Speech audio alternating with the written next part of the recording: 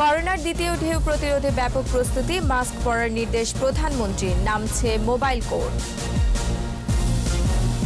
7 কর্মদিবসে শিশু ধর্ষণ মামলার রায়, দ্রুত সিদ্ধান্তের উদাহরণ বলছেন আইনজ্ঞরা। জনগণের ভাষা বোঝে না বিএনপি, বললেন ওবায়দুল কাদের। নির্বাচনী ব্যবস্থা তামাশায় পরিণত হয়েছে, মন্তব্য ফখরুলের।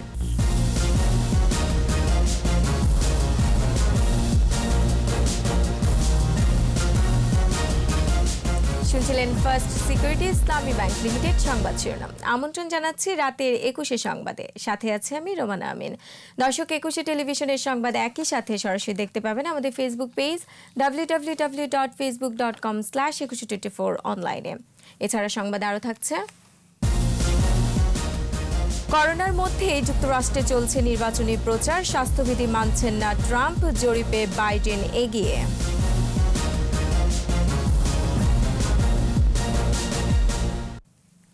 করোনার সংক্রমণ রোধে আবারও সবাইকে মাস্ক পরার আহ্বান জানিয়েছেন প্রধানমন্ত্রী শেখ হাসিনা। প্রধানমন্ত্রীর সভাপতিত্বে মন্ত্রিসভার ভার্চুয়াল বৈঠকে করোনা পরিস্থিতি নিয়ে আলোচনা হয়। সেখানেই প্রধানমন্ত্রীর ধর্মীয় উপাসনালয়, বাজার, ঘাটসহ ঘরের বাইরে মাস্ক পরা নিশ্চিত করার নির্দেশনা দেন। না হলে ভ্রাম্যমাণ আদালত পরিচালনা করতে নির্দেশও দেন প্রধানমন্ত্রী। রিপোর্টে আরও জানাচ্ছেন মোহাম্মদ নুরুন্নবী। প্রধানমন্ত্রী শেখ হাসিনার সভাপতিত্বে গণভবন ও সচিবালয়ে ভার্চুয়াল প্ল্যাটফর্মে বসে মন্ত্রিসভার নিয়মিত বৈঠক। সভায় গেল জুলাই থেকে সেপ্টেম্বর মন্ত্রণালয়ে বিভাগ ভিত্তিক তৃতীয় ত্রৈমাসিক সিদ্ধান্ত গ্রহণ ও বাস্তবায়নের অগ্রগতি প্রতিবেদন উপস্থাপন করা হয়। বিশ্লেষণে দেখা যাচ্ছে, চলতি বছরের জানুয়ারি থেকে সেপ্টেম্বর মাস পর্যন্ত 169টি সিদ্ধান্ত গ্রহণ করা হয়েছে, বাস্তবায়ন হয়েছে 116টি। সিদ্ধান্ত বাস্তবায়নের হার 68.64%। করোনার কারণে গেল বছরের তুলনায় বাস্তবায়নের হার কম হলেও আশাব্যঞ্জক মনে করছে মন্ত্রিসভা। বৈঠক শেষে সচিবালয়ে সাংবাদিকদের এসব বিষয়ে অবহিত করেন মন্ত্রিপরিষদ সচিব।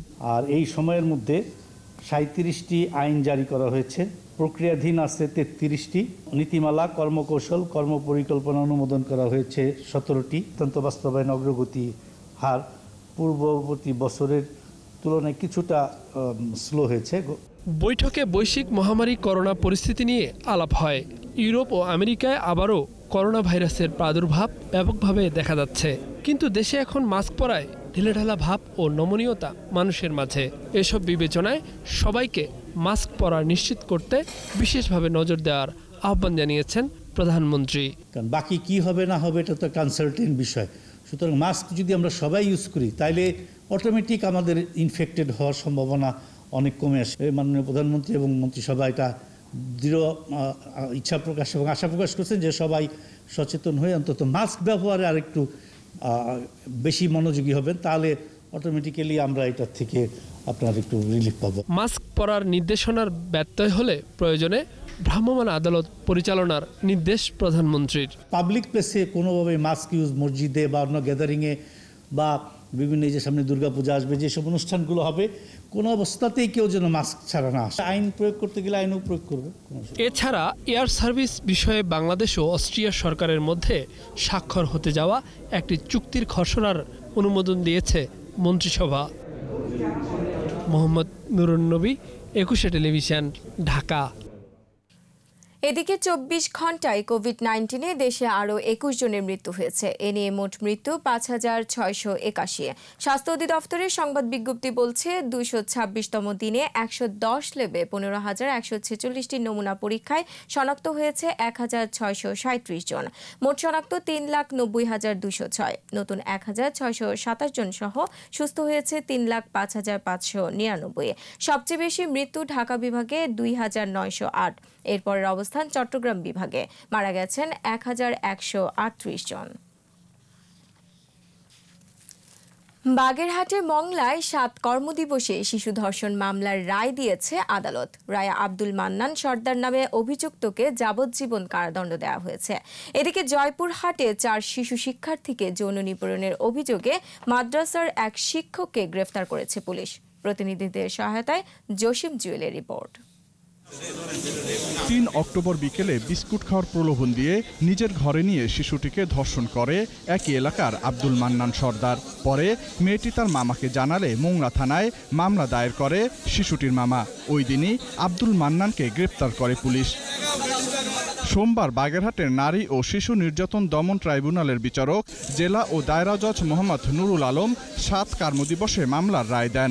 রায়ে আসামিকে যাবজ্জীবন কারাদণ্ড সহ ২০,০০০ টাকা জরিমানা করা হয়। ৯-১ ধারা ২০০৩ সালের নারী শিশু নির্যাতন দমন আইনের ধারায় সর্বোচ্চ সাজা যাবজ্জীবন এবং যাবজ্জীবন সহ ২০,০০০ টাকা অর্থদণ্ডে দণ্ডিত করেছেন। অনাদায়ে আরও ১ বছর সশ্রম কারাদণ্ড দিয়েছেন। সঠিকভাবে রায়টা ঘোষণা হয় নাই, এটা ষড়যন্ত্রের কেস, জোরসাজুকি কেস। এই কেসে আমরা উচ্চ আদালতে আপিল করব। বিচারিক প্রক্রিয়া শুরু হওয়ার ৭ কার্যদিবসে রায় দেয়াকে উদাহরণ হিসেবে দেখছেন আইনজীবী ও শিশু সমাজের প্রতিনিধিরা। ঘটনা ছোট হয়, সাক্ষী যদি কম থাকে এবং তদন্তটা যদি সলিডভাবে বের হয়ে আসে, তাহলে ৯ কার্যদিবসের মধ্যে জাজমেন্ট দিতে কোনো আপত্তি নেই। জয়পুরহাটে ৪ শিশু শিক্ষার্থীকে যৌন নিপীড়নের অভিযোগে এক শিক্ষককে গ্রেপ্তার করা হয়েছে। পুলিশ জানায়, মাদ্রাসায় কোরআন শিক্ষার জন্য গেলে ৪ শিক্ষার্থীকে একটি ঘরে নিয়ে যৌন নিপীড়ন করেন শিক্ষক আব্দুল রশিদ। পরে মামলা হলে তাকে গ্রেপ্তার করা হয়। ঘটনার প্রাথমিক সত্যতা পাইছি, সেই মাদ্রাসা শিক্ষককে আমরা গ্রেপ্তার করে নিয়ে আসছি। এই বিষয়ে একটা মামলাও রেকর্ড হয়েছে। এই জঘন্যতম অপরাধের জন্য আমরা অত্যন্ত গুরুত্বের সাথে মামলাটা তদন্ত করব।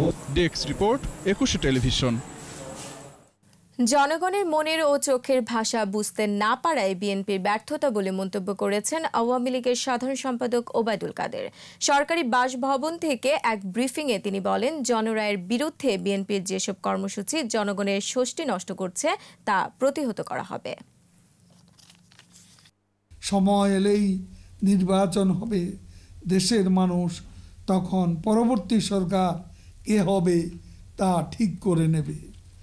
দেশে গণতন্ত্র নেই বলে বিএনপি নেতারা বছরের পর বছর একই অভিযোগ করে যাচ্ছে, অথচ তারা নিজেরাই গণতন্ত্রে বিশ্বাস করে না। যাদের নিজেদের দলে গণতন্ত্রই নেই, তারা কিভাবে দেশে গণতন্ত্র প্রতিষ্ঠা করবে? সরকার নির্বাচনী ব্যবস্থাকে তামাশায় পরিণত করেছে বলে অভিযোগ করেছেন বিএনপি মহাসচিব মির্জা ফখরুল ইসলাম আলমগীর। জাতীয় প্রেস ক্লাবের সামনে বিক্ষোভ সমাবেশে তিনি বলেন, সরকারের সঙ্গে জনগণের কোনো সম্পর্ক নেই, তাই জনবিচ্ছিন্ন সরকারের অধীনে সুষ্ঠু নির্বাচন হতে পারে না বলেও মন্তব্য করেন মির্জা ফখরুল। নিরপেক্ষ সরকার ও কমিশনের অধীনে নির্বাচনের দাবি জানান তিনি। এই দাবিতে দলমত নির্বিশেষে সবাইকে ঐক্যমত হওয়ার আহ্বান জানান বিএনপি মহাসচিব।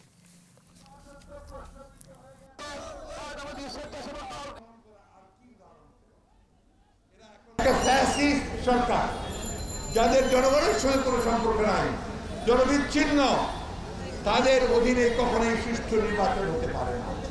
এই জন্য আমরা খুব স্পষ্ট করে বলেছি, আর তালবাহানা করবেন না, পদত্যাগ করুন, অতীতের সকল নির্বাচনকে বাতিল করে দিয়ে একটি নিরপেক্ষ সরকারের অধীনে নিরপেক্ষ নির্বাচন কমিশনের পরিচালনায় নির্বাচন অনুষ্ঠান করুন। জাতীয় পার্টি দেশের দ্বিতীয় বৃহত্তম রাজনৈতিক দল এবং আগামীতে এককভাবে ক্ষমতায় আসতে পারে বলে আশাবাদ জানিয়েছেন জাতীয় পার্টির চেয়ারম্যান জিএম কাদের। জাতীয় পার্টির চেয়ারম্যানের বনানী অফিসে জাতীয় শ্রমিক পার্টির যৌথ সভায় জিএম কাদের বলেন, জাতীয় পার্টির সময়ে দেশে সুশাসন উন্নয়ন ছিল, তাই দেশের জনগণ আবারও এই দলকে ক্ষমতায় দেখতে চায়। বিএনপির শীর্ষ পর্যায়ে নেতৃত্বের অভাব এবং রাজনৈতিক ভবিষ্যৎ অনিশ্চিত বলেও মন্তব্য করেন তিনি। বলেন, দীর্ঘ সময় ক্ষমতায় থাকলে ভালো কাজের পাশাপাশি ক্ষমতার অপব্যবহারও হয়, এতে সাধারণ মানুষ বিপদে পড়ে বলে মন্তব্য করেন তিনি।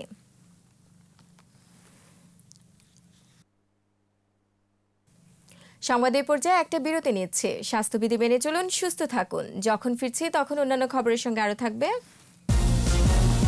রূপপুর বালিশ কাণ্ডের তদন্ত 6 মাসের মধ্যে শেষ করতে হাইকোর্টের নির্দেশ, প্রকৌশলী শফিকুলের জামিন নামঞ্জুর। পদ্মা সেতুতে বসল 33তম স্প্যান, দৃশ্যমান প্রায় 5 কিলোমিটার। বিরতির পর আবার আমন্ত্রণ রাতের 21 সংবাদে। প্রধান বিচারপতি সৈয়দ মাহমুদ হোসেন বলেছেন, এজলাসে বিচার প্রার্থীদের প্রবেশাধিকার সহ ন্যায় বিচার নিশ্চিত ও সকল স্তরে বিচার প্রক্রিয়ায় স্বচ্ছতা আনতে সুপ্রিম কোর্ট বদ্ধপরিকর। ভিডিও কনফারেন্সে সুপ্রিম কোর্টের কজলিস্ট অ্যাপস উদ্বোধন অনুষ্ঠানে তিনি বলেন, এই অ্যাপসটির মাধ্যমে বিচার প্রার্থী সাধারণ জনগণ ঢাকায় না এসেও মামলার হালনাগাদ তথ্য জানতে পারবেন। এতে বিচার কাজ আরও স্বচ্ছ ও গতিশীল হবে। আর আইনমন্ত্রী আনিসুল হক বলেন, এই ধরনের উদ্যোগ বিচার কাজকে ত্বরান্বিত করবে। বিচার ব্যবস্থার তথ্য যে পৌঁছে দেওয়ার যে প্রচেষ্টার জন্য আজকে যে অ্যাপস উদ্ভাবন করা হলো, সেটা একটা বিরল দৃষ্টান্ত এবং এর সাফল্য আমাদের মনে হয় এবং আমার বিশেষ করে মনে হয় যে বিচার বিভাগের সাফল্যকে অনেক ত্বরান্বিত করবে। বর্তমানে বাংলাদেশ সুপ্রিম কোর্টের আপিল বিভাগে 2টি বেঞ্চ, চেম্বার আদালত এবং হাইকোর্ট বিভাগের 19টি দ্বৈত বেঞ্চ এবং 14টি একক বেঞ্চ ভার্চুয়াল পদ্ধতিতে বিচার কার্য পরিচালনা করা হচ্ছে।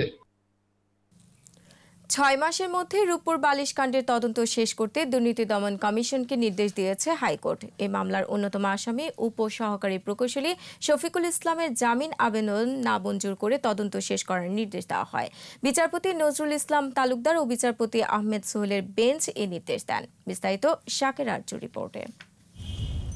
দেশের প্রথম পারমাণবিক বিদ্যুৎ কেন্দ্রের জন্য নির্মাণাধীন আবাসন প্রকল্পের আসবাব সহ অন্যান্য আনুষঙ্গিক দ্রব্যাদি ক্রয়ে অস্বাভাবিক ব্যয়ের অভিযোগ ওঠে। ওই ক্রয় প্রক্রিয়ায় একটি বালিশের জন্য 6,717 টাকা ব্যয় দেখানোর খবর আসে গণমাধ্যমে। এই অসঙ্গতির জন্য 4 মামলায় রূপপুর প্রকল্পের সাবেক নির্বাহী প্রকৌশলী মোহাম্মদ মাসুদুল আলম সহ 13 জনকে গত বছর 12 ডিসেম্বর গ্রেফতার করা হয়। এরপর থেকে কারাগারে আছেন শফিকুল ইসলাম। গত 17 আগস্ট দুর্নীতির 3 মামলায় উপসহকারী প্রকৌশলী মোহাম্মদ শফিকুল ইসলামকে কেন জামিন দেয়া হবে না জানতে চেয়ে রুল জারি করে হাইকোর্ট। সোমবার রুলের শুনানি শেষে শফিকুলকে জামিন না দিয়ে তদন্ত শেষ করতে বলেন যৌথ বেঞ্চ। একটা দরপত্রটা ছিল সাজানো এবং হলো তলাভিত্তিক দুর্নীতি, মজুরি ভিত্তিক দুর্নীতি। এই জিনিসগুলো আমরা দেখালাম, দুপক্ষ শুনে আদালত নির্দেশ দিয়েছেন রূপপুর বালিশ কাণ্ডের তদন্ত রিপোর্ট আগামী 6 মাসের মধ্যে দেওয়ার জন্য। শুনানিতে দুদকের আইনজীবী বলেন, শুধু এফআইআরই নয়, গণপূর্ত বিভাগের তদন্তে উঠে এসেছে 9 কোটি বাড়তি খরচ করা হয়েছে নকল দরপত্র দেখিয়ে। শুধু দুর্নীতি দমন কমিশনের এফআইআরই না, গভর্নমেন্ট তার মাদার মিনিস্ট্রি যে মিনিস্ট্রি অফ গণপূর্ত তারা একটা তদন্ত করেছে। তদন্ততে এটা দেখা যাচ্ছে সরকারি তদন্তে 9 কোটিরও বেশি টাকা অতিরিক্ত ব্যয় করছে। আইন অনুযায়ী 270 কার্যদিবসে দুদক তদন্ত শেষ করার কথা। করোনা পরিস্থিতিতে বাড়তি সময় লাগছে বলে হাইকোর্ট 6 মাস সময় বেঁধে দিয়েছে। শাকের আরজু, 21 টেলিভিশন, ঢাকা। সিলেটের বন্দরবাজার ফাঁড়িতে পুলিশ হেফাজতে রায়হান নিহতের ঘটনায় আদালতে সাক্ষ্য দিয়েছে পুলিশের 3 সদস্য। সিলেটের অতিরিক্ত মুখ্য মহানগর আদালতের বিচারক মোহাম্মদ জিয়াদুর রহমানের আদালতে কনস্টেবল দেলোয়ার, সাইদুর ও শামীম স্বাক্ষর দেন। এই 3 জনই বন্দরবাজার ফাঁড়িতে কর্মরত। গত 11 অক্টোবর পুলিশ হেফাজতে মারা যান রায়হান। এ ঘটনায় প্রধান অভিযুক্ত SI আকবর হোসেন ভুইয়া পলাতক।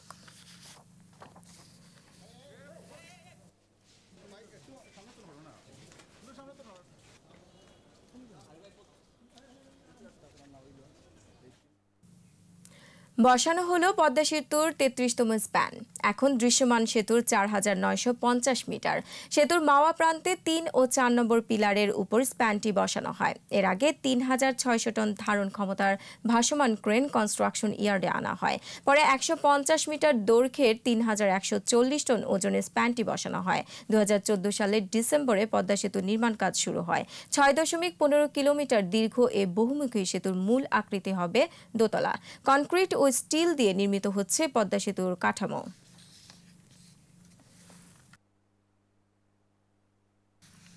এ পর্যায়ে খেলার খবর।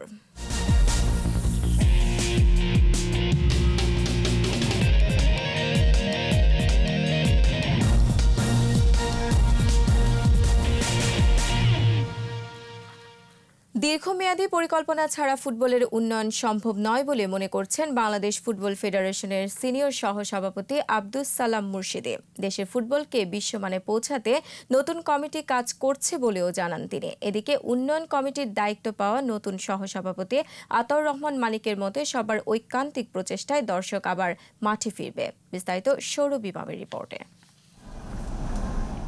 গত এক যুগ ধরেই ফুটবল নিয়ে আছে নানা আলোচনা সমালোচনা। বাফুফের সাম্প্রতিক নির্বাচনের আগে নেতিবাচক প্রচারণা আরও একটু বেশি হতে থাকে। এই নির্বাচনেও জয়লাভ করে সালাউদ্দিনের নেতৃত্বাধীন কমিটি। সমালোচনার জবাব মাঠের সাফল্যে দিতে চান সিনিয়র সহসভাপতি হিসেবে নির্বাচিত আব্দুস সালাম মুর্শিদি। দেশের পেশাদার লিগের দায়িত্ব আবারও তাঁর কাঁধে। মুর্শিদি জানান, নতুন কমিটি ফুটবলের উন্নয়নে এরই মধ্যে কিছু উদ্যোগ নিয়েছে। আমরা দায়িত্ব নেওয়ার পরপরই কিন্তু অতি দ্রুত আমরা কিন্তু পেশাদার লীগ কমিটির মিটিং ডেকেছি। ফুটবল কখন মাঠে গড়াবে সেটাও আপনাদের মাধ্যমে আমরা জানিয়ে দিয়েছি। এখানে অনেক চ্যালেঞ্জ আছে, এই চ্যালেঞ্জগুলো সামনে রেখেই আমরা আসলে প্রোগ্রামগুলো নিয়েছি। এদিকে প্রথমবারের মতো সহসভাপতি নির্বাচিত হয়ে আতাউর রহমান মানিক উন্নয়ন কমিটির মতো দায়িত্ব পেয়েছেন। আত্মবিশ্বাস নিয়েই সামনের দিকে এগিয়ে যেতে চান এই ক্রীড়া সংগঠক। ডেভেলপমেন্ট মানে হলো একটা লং টার্ম প্ল্যানিং, আর সেই লং টার্ম প্ল্যানিংটাই আমি অলরেডি শুরু করে দিয়েছি। প্রেসিডেন্টের সাথে আমার কয়েক দফা এই বিষয় নিয়ে মিটিং হয়েছে। তো আমি খুব আত্মবিশ্বাসী যে প্রেসিডেন্ট আমাকে যেভাবে সাপোর্ট দিচ্ছে, আমার ধারণা যে আমি এই ডেভেলপমেন্টের কাজটা শুরু করে দিয়ে যেতে পারবো। র্যাঙ্কিংয়ে বাংলাদেশের অবস্থানের অগ্রগতি নিয়েও ভাবছে নতুন কমিটি। এ বিষয়ে সর্বোচ্চ প্রচেষ্টা অব্যাহত থাকবে বলে জানান এই দুই সংগঠক। কোভিড-19 শুরু করছি, এটা একটি বড় চ্যালেঞ্জ। সৌরভ ইমাম, 21 টেলিভিশন, ঢাকা। আর এরই সাথে শেষ করছি রাতের 21 সংবাদ। যাবার আগে ফার্স্ট সিকিউরিটি ইসলামী ব্যাংক লিমিটেড সংবাদ শিরোনামগুলো আরও একবার। করোনার দ্বিতীয় ঢেউ প্রতিরোধে ব্যাপক প্রস্তুতি, মাস্ক পরার নির্দেশ প্রধানমন্ত্রীর, নামছে মোবাইল কোর্ট। 7 কর্মদিবসে শিশু ধর্ষণ মামলার রায়, দ্রুত সিদ্ধান্তের উদাহরণ বললেন আইনজ্ঞরা। জনগণের ভাষা বোঝে না বিএনপি, বললেন ওবায়দুল কাদের। নির্বাচনী ব্যবস্থা তামাশায় পরিণত হয়েছে, মন্তব্য ফখরুলের।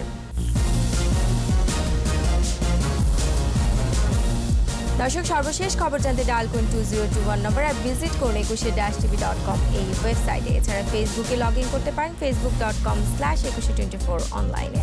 এতক্ষণ সাথে থাকার জন্য ধন্যবাদ। 21-এর খবর দেখুন, 21-এর সাথেই থাকুন। স্বাস্থ্যবিধি মেনে চলুন, সুস্থ থাকুন।